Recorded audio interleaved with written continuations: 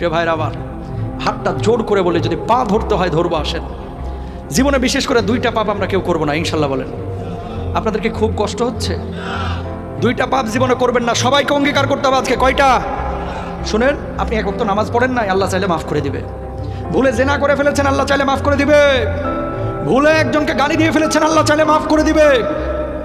ভুলে ফজরের নামাজে জাগতে পারেন নাই বা ইচ্ছে করে জাগেন না একদিন, আল্লাহ চাইলে মাফ করে দিবে। রোজা একটা করেন না, আল্লাহ চাইলে মাফ করে দিবে। 2টা গুনাহ এমন আছে যেটা আল্লাহ কখনো মাফ করবে না। কয়টা?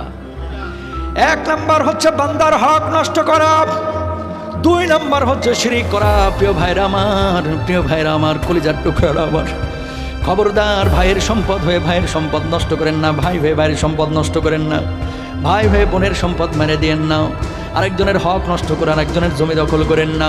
আল্লাহর কসম করে বলে কিয়ামতের ময়দানে আপনি মাপ পাবেন না। বিশ্বনবী বসে আছেন এইভাবে, আল্লাহর নবীর কাছে একজন সাহাবীর লাশ আনা হলো। নবীজিকে বলা হলো, নবীজি তার জানাজার নামাজটা পড়ায় দেন। আল্লাহর নবী বললেন, দাদা না, তার জানাজার নামাজ আমি পড়াবো না।